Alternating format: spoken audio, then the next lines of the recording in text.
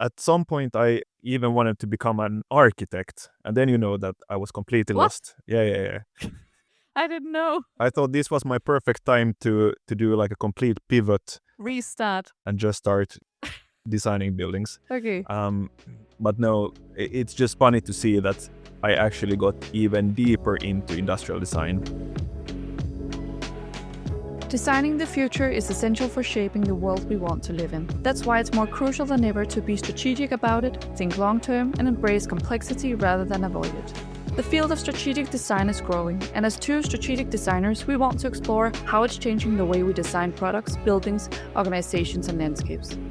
In this podcast, we'll interview strategic designers and professionals in the field, hoping to enlighten both ourselves and others about the future of designing with a strategic mindset and skill set. We're Emilie and Isac, both strategic designers with different backgrounds. Isac is an industrial designer from Finland, and Emilie has a business background in design culture and economics from Denmark. Join us for today's conversation with our guest, where we'll be unfolding strategic design. Welcome to today's episode. Today it's only Isac and I who are joining it. We will introduce ourselves to you listeners, talk about our backgrounds, what we're doing now, and then we will reflect on the previous episodes and our guests' reflections on strategic design. Right, Isac? Yes, exactly. Yeah. Are we ready for it? I think, I think so. Now at least it's the perfect time to do it because now we had our first 4 guests, which means that this will most likely be our 5th episode. And then we'll continue with the 5 other guests, and that will then conclude season 1. It's the midway evaluation we're doing. Yeah, exactly. Yeah. Yeah. Are we happy about the outcome so far? So far, I'm actually very surprised about the reception that we got.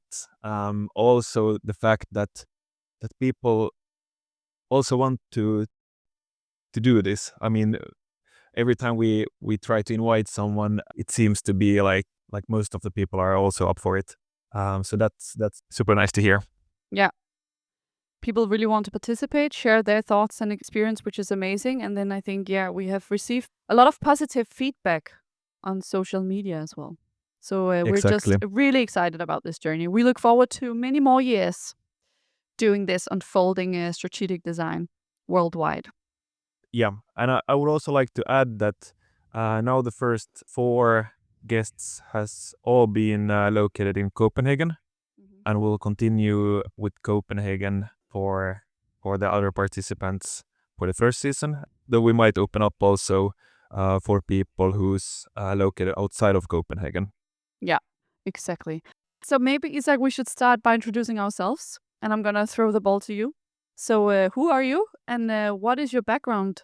So I'm from Helsinki, Finland, and after graduating from my gymnasium in Finland, I decided to move abroad, and I went to Lund to study industrial design. And after that, I did a very short internship in Italy just before the pandemic. And after that, I then went back home to Finland, did my mandatory service, and started to look at other options, also other fields to study. And this was also a time when I had just started my own company, and I felt that what I was missing from my previous education was the business side. And then I think it was just by random that I found the strategic design program at Royal Danish Academy. Did you write design, strategy, and business as your Google search, and then it came up? I might even have done that. Yeah. I'm actually not sure. I think it might actually have been because I always wanted to study at that school, and I applied for one of their bachelor educations back in the days, and I didn't get the spot. So now I really wanted to do like a proper try again and apply for this program. And for me, it was super interesting, the combination with Copenhagen Business School. And I think at that time, that was like my reasoning behind why I wanted to also apply for that. And then I did the 2 years in Copenhagen. That's where we met as well. And now, after graduating, I came back to Finland.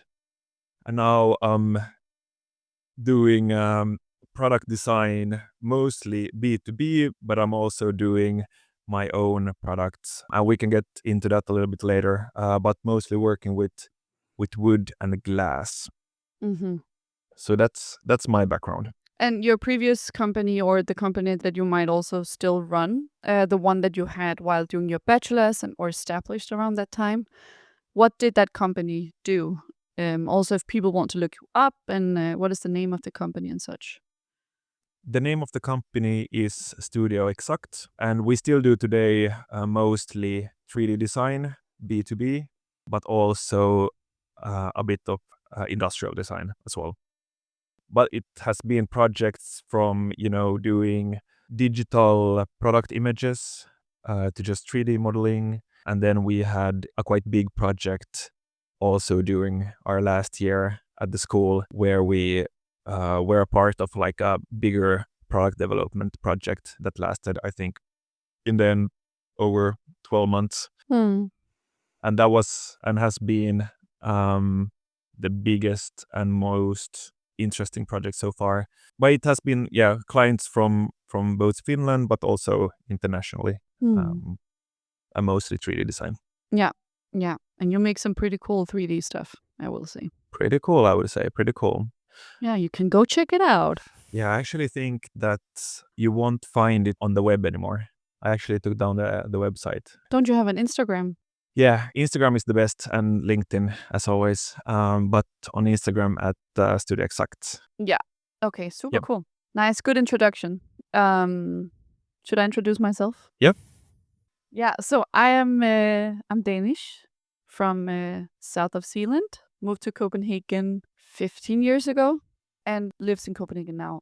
And I have a bachelor's in design, culture, and economics from University of Southern Denmark. After my gymnasium time, I studied event management, and I actually worked for 2 to 3 years at Øksenhallen, a big venue in Copenhagen, where I did events in all sorts of ways. We did festivals and conferences and small exhibitions, large exhibitions. It was a lot of different stuff there. And then I wanted to explore sort of my passion, design, and the way that we design our world. So I looked for various educations, and I couldn't really find a program here in Copenhagen that could sort of fill out the wants in me to study design from an academic point of view.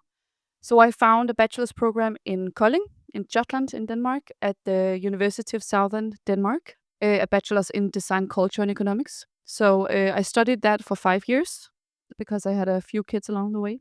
And that program was sort of also a cross-disciplinary program with both like humanistic courses and perspectives, and then also socioeconomic courses. So we had design history, design aesthetics, we had design theory, and we also learned a lot about, marketing and economy, finance, communication, consumer studies, like all these different aspects that sort of are part of the culture of design.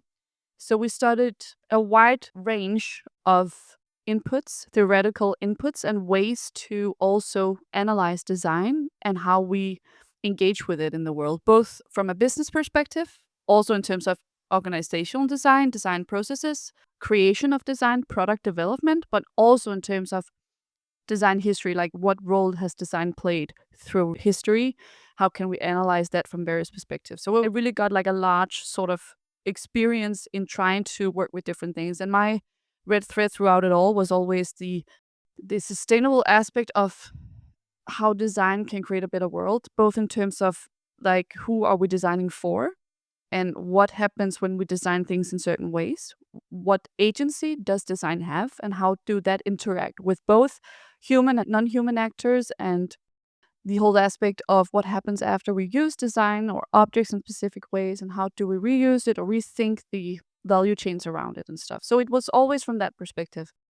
So it was very natural for me to apply for the strategic design and entrepreneurship program, because that was a way to actually practically test what I have learned academically and try to use it with designers, with architects, with people practicing in the field. And then coupled with entrepreneurship, there was this opportunity to start actually acting and testing things also in the industry. So along the way, you and I met, and we also started working together. And actually, recently, super fun. I read my personal statement, which I applied for CBS with. Ah, So you have to write like a personal yeah. statement. Why do you want this master program or be a part of it? And I wrote like my goals of the program would be to work within innovation management, which I do now, and also to work closely with a designer, which I sort of did with you, Perfect. and to research at some point. So that's my next goal. So yeah, that was my sort of transition to that. And then during my studies, I really sort of dwelled into the whole space of construction and the built environment and started to working with a company within bio-based materials. So I started like exploring that field of these new innovations that come into a very conservative and traditional industry, such as the Danish construction industry. And then I completely fell in love with that area and started to really specialize within that. Wrote my master thesis about innovation trajectories within alternative bio-based materials in the construction industry and what space entrepreneurship has in that and how you can foster radical change within a quite locked-in system. And now I was recently employed by Smith Innovation, a consultancy in the construction industry within innovation management. And I also work at the Royal Danish Academy as a program assistant for the master program. And then I spent my other time with my family and you doing this podcast. What was the reason for you being interested in the construction industry in the first place? Yeah, I think it is the fact that the industry faces like enormous challenges in terms of transitioning into staying within the planetary boundaries, the Paris Agreement, or just like in general reducing the amount of emissions and waste that it generates. So the construction industry in Denmark covers around 30 to 40% of the CO2 emissions that we have on a national level, but also on waste. So there are many, many potentials in creating new systems in this industry, both on materials to reduce CO2, for instance, and increase biodiversity and other things, but also in terms of circular or regenerative value chains. So you actually go away from the linear way of demolishing construction buildings and sites and stuff like that, and you actually turn this waste into resources in another way. So I think the large scale challenges that this industry is facing sort of woke something in me, and I wanted to see where my role could fit in that. Do you feel that it's also unexplored in many ways when it comes to, for example, different materials or the way that systems are built around the construction industry? Or what's your view on it? Actually, I don't feel like it's underexplored or not explored. I feel like many, many actors are exploring it, especially the past 5 years. It's really grown. And a lot of the materials that we're introducing now are not new. They have just been left on Hmm. the shelves for many years. And then they have been Yep. innovated ever since. So they're much better fit for the industry now than they were 200 years ago when we built timber frame houses, right? So it's a different innovation in that sense. But I feel like the industry, there are some like basic logics in not creating waste like we do, in not using the materials we do now, and creating a better indoor climate for the ones living in houses and also for the people working with the materials and such. It's very logic that we need to change. And I think the whole industry acknowledges that. It's just a matter of how. So I think what is interesting also about the construction industry is that they're actually quite willing to change. A lot of the actors are, but there are some who might be more resistant. And it's a matter of then for the politicians and for sort of the regulations to follow along Right. and support these alternative innovation trajectories. Whereas I've always also been very interested in fashion and the design industry, of course, obviously. But I feel like it's more difficult, honestly, for those industries to change. Huh. Interesting. Yeah. So if it's less feasible what to do with fashion, like wow, that's a big task, right? Yeah. Yeah. And design as well. So many initiatives, so many like actors, so many products are produced every day. Where in some way construction, because it's larger scale, it can be a bit easier Hmm. to change the procedures there somehow. Yeah. It's an interesting point of view because I would initially say that it would be the opposite. Maybe not regarding fashion, but my sense has always been that construction industry is slow, and that especially when you think about that the buildings that we build, and you probably have like a better understanding of this, but the buildings that are built today have been designed years ago. Yeah. But it's super interesting that whole industry, especially now with also new bio-based materials and how that whole Yeah. um, regulatory environment also hopefully will adapt. But how do you see that? Well, like, is there any specific materials that are now, really trending that you think will also be applied more? Yeah, I think there are many materials that are quite similar to what we build with now, so they're easier to sort of integrate in current practices. There are many producers that are quite successful with like straw elements and stuff like eco cocoon, and then we have this is in the Danish perspective, because in Northern Europe there are many actors doing this, and many actors who built with these materials already, and they're actually way more progressive than we are in Denmark, because Denmark has a pretty traditional system in that sense. We have some logins that are a bit more difficult to open up for than in other countries, but and then there are other, like a construction market, Havn Center, that sells various materials also from North European producers. So the materials are there in Denmark. The question is, like, how should we start growing our own materials and engage with the farming industry so they actually grow our crops? Right. Yeah. And we then use those crops and all those benefits that are there in terms of biodiversity, and then the CO2 emissions that are captured in the crops. And how can we benefit from that in the construction industry and the farming industry? Because there are obvious synergies here. So that's the big, like, question: how do we do that, and how do we facilitate that process? And also, I would say, different from the other industries, different from design and fashion, the construction industry has pretty much gathered together and have all supported claims that they want to change the current system, whereas the fashion industry are still very much in denial. Yeah. So it's still very, like, fluffy, and you don't really have a strict policy for how you do it. The industry has not gathered together to figure out a way to transition, whereas the construction industry has pretty much done that. Yeah. Now we just need all the procedures to follow along. Yeah. And we need the materials and the new processes to become market competitive so that they can be chosen just as you choose another conventional material, for instance. Yeah. And is this exactly what you're now working with at Smith Innovation? Is that your job description? Yeah, for instance, so Smith Innovation is a part of a big project that's called Roads to Bio-based Construction, and that's to sort of generate these more feasible pathways to actually creating a market for bio-based materials. That project is established by many different actors, such as Atelier, which are engineering company, and then we have Yaya Architects, an architectural studio, obviously, and 4 universities representing various parts of the industry.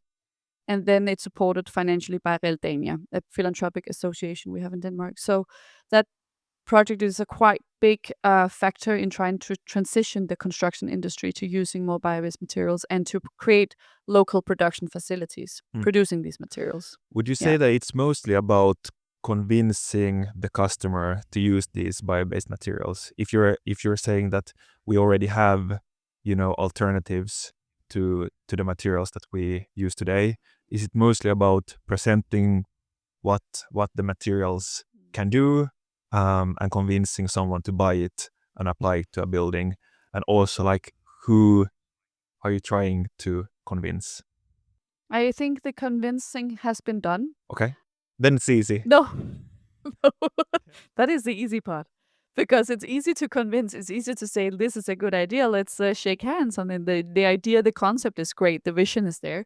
It's the roadmap to actually integrating it into your practice. That's the tricky part. Okay. Especially in terms of, now we were at this Craftsman Festival this week.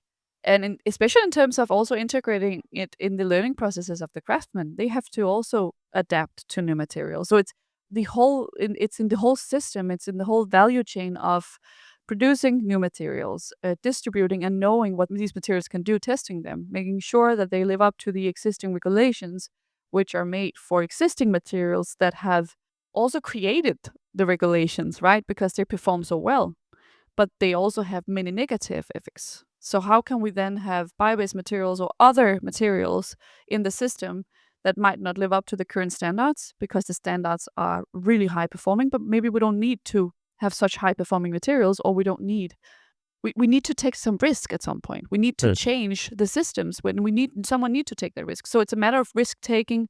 It's a matter of who will be responsible in each part of the phases of the construction. And it's a matter of learning for everyone, for all the stakeholders in the whole value chain. Yeah. Learning about new procedures and principles. Yeah. But now this a little bit becomes an interview of me, Isac. And that's not the whole point. It's interesting though. Even though it's funny to talk about and it's interesting. We should maybe move a bit away from my practice, and we can talk about that another time as well, and move towards talking about strategic design. Yes. Yes. Which is also relevant to what you do. Yeah, definitely. But yeah, I think it would be also interesting to try at least to analyze our 4 first guests. Mm-hmm. Yeah. First of all, the 4 that we have interviewed are all consulting in some way. And you have also asked many questions about this consulting position. Like, should it be internally in companies that you have a strategic designer, or should it always be an external perspective on things? Which is an interesting discussion in this area, you could say. And now we also only have interviewed consultants or people working on the outside in. So they definitely share similarities in that way, that they very much facilitate processes, all of them, in different ways. I think we can really underscore facilitation as a main quality, a main competency, right? Yes. Of strategic design. Yeah. And in regards to that, and also a little bit what you asked me before, actually, I think like strategic design is both about creating the vision, like Emilie also really underlined. It's both about like finding out where you want to go. And Brian, the same thing, looking at futures design, speculative design. What do we aim for? But it's also as much how do we make it feasible? How do we integrate it, implement it in our current reality? And that's also something they all share. They just approach it from different positions because they work in different positions. Yes. And then there is also the possibility of only analyzing the systems that we have today without actually doing anything about it. To just see like what kind of regulations are implemented and how does it affect the way that we work and who we work with, and so on and so on and so on. And I think that's also really interesting to acknowledge that it can be a tool of analyzing the systems that we have today. Yeah, exactly. So like we have also discussed, Isac, like they are all, interestingly enough, of course, but they're all like in a bridging position. They're in between current reality, the companies out there that have their organization, have their operations in a certain way. Then they're aiming to change parts of it and trying to bridge, okay, the current with the future, knowing also, and that's also interesting, that all our conversation has very quickly went towards system change and alternative ways of measuring growth, alternative ways of creating value for a company. And we have briefly touched upon it with everyone, but it also shows that they're all quite sort of informed, but they also know that we can't change a huge corporation in one day, and we can't like push certain concepts on them. We need also to see what their reality are and then help them adjust, figure out where we can make a change in their operations that match their also, resources and visions and stuff. Exactly, and as you're also saying that it seems to be a lot about facilitating. Yeah. And just like creating a environment where you explore different options and also spark those discussions that organizations or people or products or services can have. And that's again, maybe, at least to me, it makes a lot of sense of hiring a strategic design consultant who's outside of your own organization, because they might be able to see the problems that you are dealing with from a different perspective. Yeah, exactly. And that's leading me to the next thing, because there is this really nice quote that I like to highlight, which is said by Larry Kelly, founder of the Dublin Group. And he says that the strategic approach is one capable of proposing breakthrough ideas, generating a discontinuity in the system. And aligned with what you just said, I think it's difficult for humankind and everyone to look at your own system because you're extremely biased and create discontinuity. You need to be extremely self aware, at least, to do that, right? And I think it's easier for some outsider to look at your practice and be like, we need to break this practice up and do something else because this generates negative effects, or, that this way of making decisions in your company doesn't work in terms of what you want to do as your purpose. So also here, strategic design plays a role in creating discontinuity, and that's why it's so quickly become a systemic practice, because you don't continue doing what is already done. You question what is done and who it's serving and if it's doing it the right way. Yeah, I completely agree. I also found this quote that is trying to, I guess, define what strategic thinking is. And I would like to get your perspective on it. But it says that it's the art of reasoning in a rapidly changing world, which I also thought was quite interesting. Yeah. What I could see for each guest, that they are quite good at reasoning, analyzing, and also seeing the same topic from different angles and perspectives. And I think someone also used the word lens for strategic design, that it's a lens that you add on your previous education or background. And I think there's something there that it's very difficult to also just study strategic design for 2 years and then just be ready for it. Or what do you think? Do you think that it requires some experience behind it before you can actually truly practice it? I think what they all state is that it needs some experience, or it needs that you have experienced some sort of reality that you would like to change. And Brian also stated, that he entered the room of design and becoming an industrial designer, and he could already in the first moment feel that this was something he had to change. It was something he had to very clearly and consciously approach from another angle. And then he sort of developed his own education along the way, and also started educating there and stuff, right? And teaching there. Yeah. So I think, we all who have done or studied strategic design or practiced it, we sort of come with some perspective. We come with a baggage of knowledge and experience that we can work from and that we want to change. And that equals the discontinuity and what you just said, the reasoning, the questioning. And also to also dive a bit into our master's program. The first year of the Master in Strategic Design Entrepreneurship, students from the Copenhagen Business School and students from the Royal Danish Academy go together for the first year and try out all sorts of projects. And especially the first course is called Collaborative Design Processes. So that really is about how we collaborate. And then you have a specific client, and then you all work together across disciplines, right? And that course and the first year has everyone we have been talking to, and also people we have known, and ourselves included because we did it, has thought of it as quite messy, quite chaotic, quite crazy. And I think we all have approached it with openness, with this eagerness to try it out. And we have all faced this whoa, Yep. who am I? Who are you? How are we going to do this, And that's also kind of the essence of wearing those glasses with that lens, or looking through that lens, or whatever it is that you have in front of you that makes you look at the world in a different way. I think that is sort of the experimenting ground that you get there, of trying to combine all these perspectives while trying to serve a client and developing both this imaginative practice of what is the vision, what do you want to create, the big why, and then also the solution for it, the tangible element. And I think our master's program is facilitating that process quite well. Yeah. We just don't know it when we're in it. True. But it's funny to look back, because I think that in the beginning, I definitely had a difficult time to really understand what I wanted to do there at Royal Danish Academy. And then by the end of the program, I was really much back to industrial design, but with a twist. Yeah, exactly. More like, how do you actually design products and what kind of effect does it have? Yeah.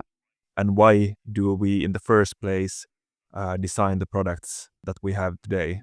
Or why do we design them in a certain way? Mm-hmm. So it was actually just a deep dive, but I can remember during those first months that I was completely lost. I had a really hard time to, get a grasp of what I was basically doing there. You also looked extremely lost. I was all the time.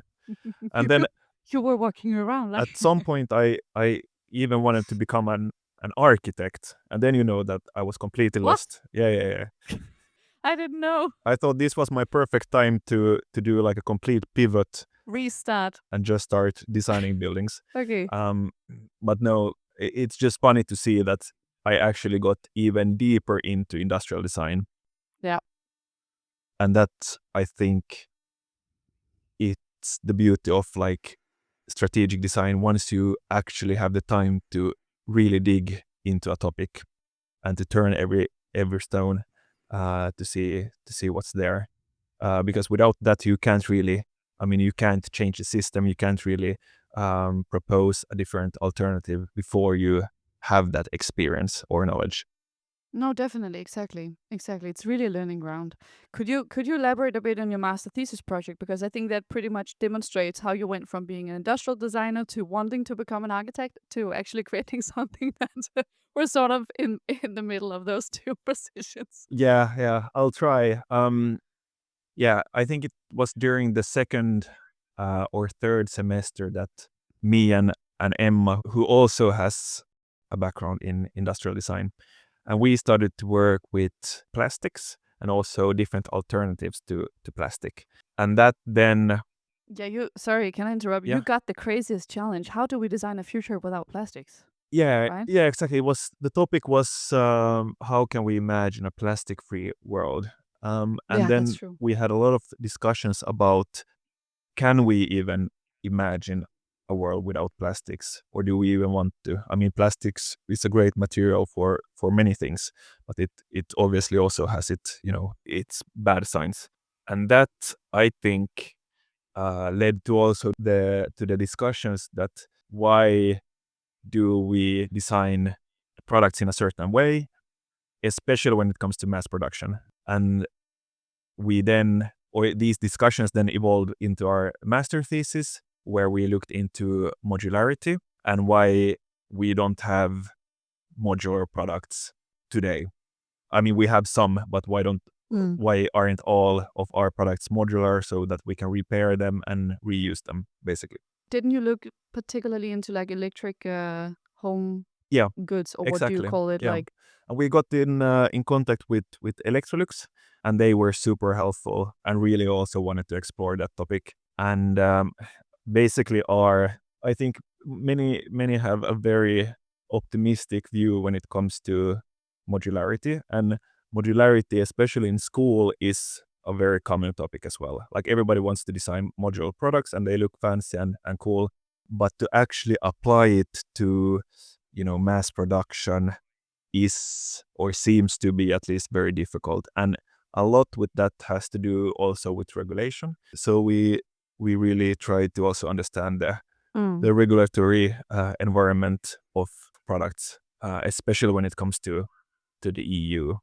Mm.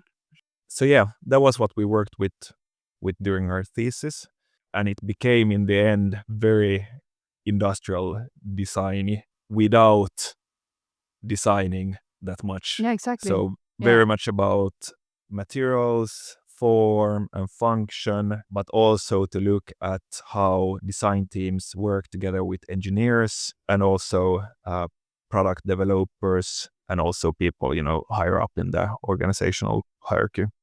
Mm. Was that the master thesis you would have planned to do before you started your studies? Or did it really change throughout, like what your focus were? Ooh, good question. I'm not sure I can even answer that.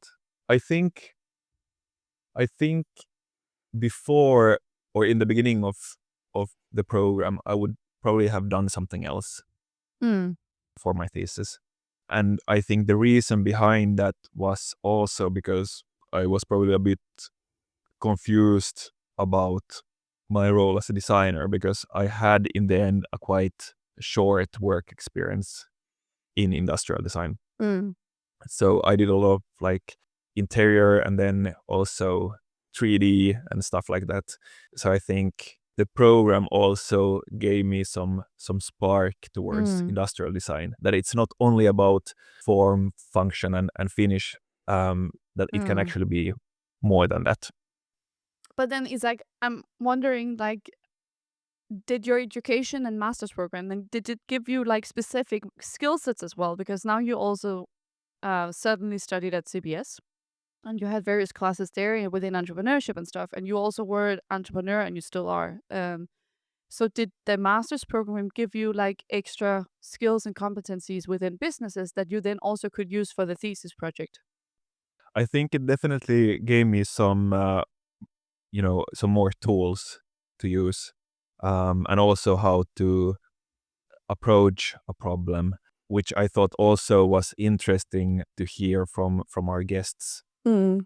how they actually start working with a client and how they then use that information, the context, to then propose different ways of doing business or problem solving. I think that seems to also be a reoccurring topic for them, Mm. that they all have their own field of work, but they all seem to also work in some ways similar. And that might also be because they are all consultants, but that was at least my take on from those conversations. Yeah, that's true. And then we had the discussion with all the guests also, like, what is strategic design? They all came up with, I would say, exceptionally good solutions. I especially like the very short phrasing from Emilie, like imaginative practicism. I think that sort of captures it very well. Also, considering that we, for instance, in our masters used the double diamond framework a lot for the processes, which also exactly is capturing this. Like in the first phases, you look at the vision, at the imagination, right? Like we discover what can we do, and then by the end of the double diamond, you look at the practical aspect. How do we implement? Exactly. Although no one mentioned Yeah, the double diamond. yeah. I wonder if they use that exact framework.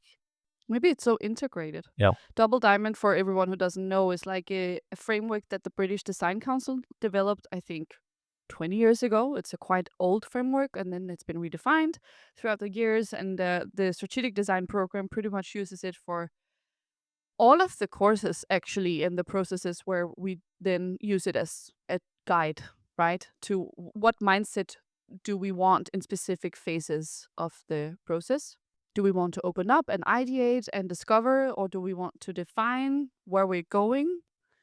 And then we'd go towards like developing various prototypes or solutions, and then we deliver. So then we focus on communication, our end user or the recipient, and similar, and communicating what we've done. Yeah. And in practice, it's often a bit more messy than that, Yeah, definitely. but within those realms. But it sort of creates a focus, because you're very right. It creates a focus for the deliverable. Yeah, What are we aiming for each process? exactly. Yeah. Which again is interesting. Also talking about like who can become a strategic designer. Jonas mentioned that he thought maybe the field was a bit. We have this term in Danish, udvande, so it's sort of can become so fluffy that you can't really define it anymore, and that anyone can become a strategic designer. What are your thoughts about that? Oh, actually, I don't know. Mm. I think anyone can be a strategic designer with the right amount of experience, and also, although I think that many already practice strategic design in different ways, or at least, let's say, strategic thinking, Mm. I still feel that actually then studying it for a couple of years is probably crucial to really understand also the fact that there are different frameworks and methods, and also how to work in a cross-disciplinary team. Yeah. But then again, there are many examples of people practicing strategic design who's never been studying it. Or maybe they have not been educated as strategic designers. They've studied it from within, from the business, from the practice, right? And developed from being a designer to becoming a service designer to becoming a strategic designer at some point, for instance. Exactly. So there is also this like professional development. And I think you're right. You need to know the toolkits, which you will either learn from practicing it or from school. And then you need the lens somehow. Yeah. Yeah. And then the question is that do you practice strategic design if you don't know that you are doing it? Yeah. If it makes sense. Yeah. Do you have to be aware of doing it in order to also practice it? That becomes a bit of a philosophical question. Yes. Can you be something that you are not aware that you are? I don't think as a professional you can, but I think definitely there are potentials for everyone within design or the business realm sort of to develop into becoming something else and growing their potential and their profession and competencies.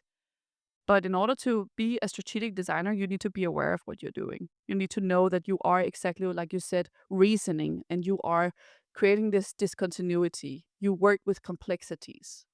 You have a different level of engagement than if you were only focusing on creating products for specific product categories and for specific target groups.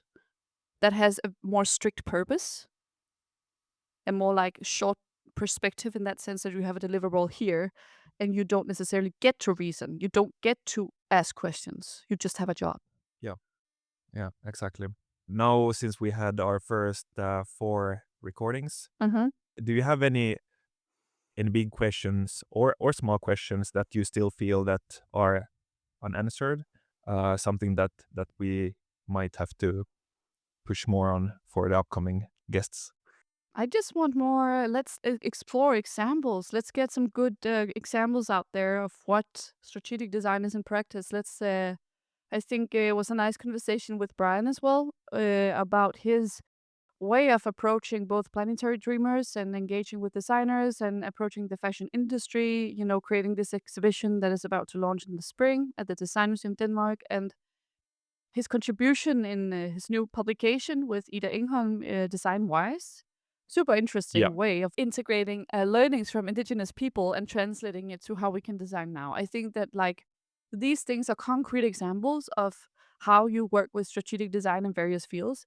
And I would just love to hear more and like explore what are the potentials of this, because strategic design aims for quite big potentials. You know, it's a big field, and we will talk to architects, designers, and all sorts of people within this.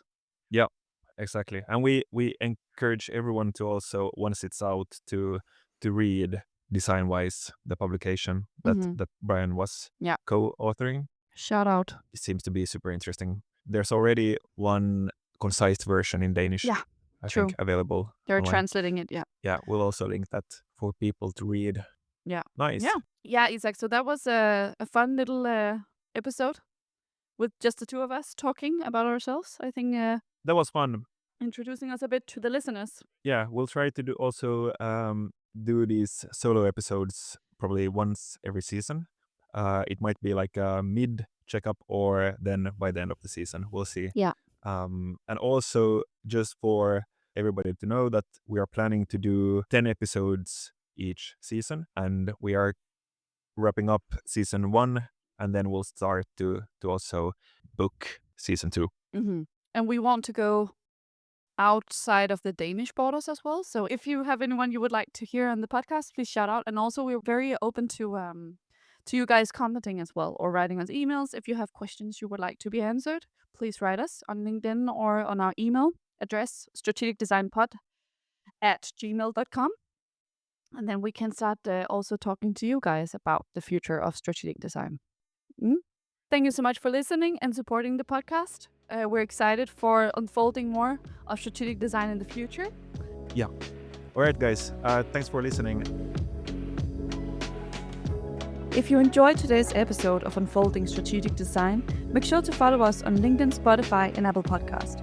Your support helps us bring in more inspiring voices from the world of strategic design.